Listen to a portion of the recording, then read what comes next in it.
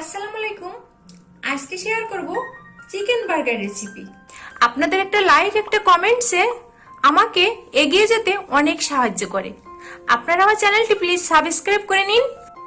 800 gram chicken কিমার ভিতরে 1 cup পেঁয়াজ কুচি, 2 টেবিল চামচ কাঁচামরিচ কুচি, হাফ চা চামচ লবণ, হাফ চা চামচ গোলমরিচের পাউডার, হাফ চা চামচ জয়ফল পাউডার, 2 কাপ পাউরুটির পাউডার, 4 টেবিল চামচ সয়া সস, 2 টেবিল চামচ লেবুর রস, একটি ডিম দিয়ে সব উপকরণ ভালোভাবে মেখে নিতে হবে।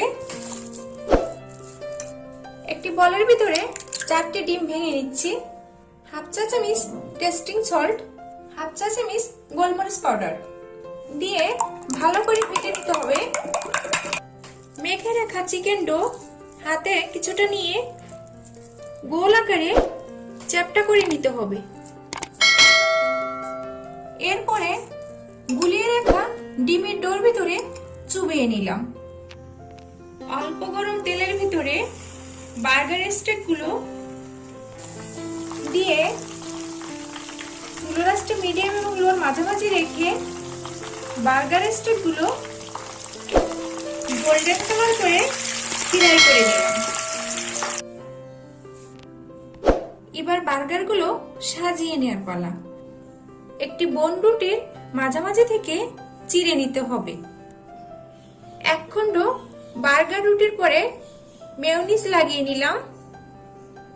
1 পিস শসা, 1 পিস কাবাব steak, mayonnaise, 1 piece capsicum, mayonnaise,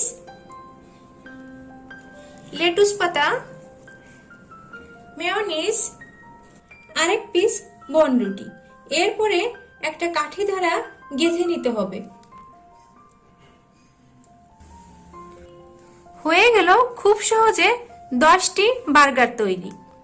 আপনারা ভালো থাকবেন, সুস্থ থাকবেন এই কামনায় আজকের মতো বিদায় নিচ্ছি। আল্লাহ হাফেজ।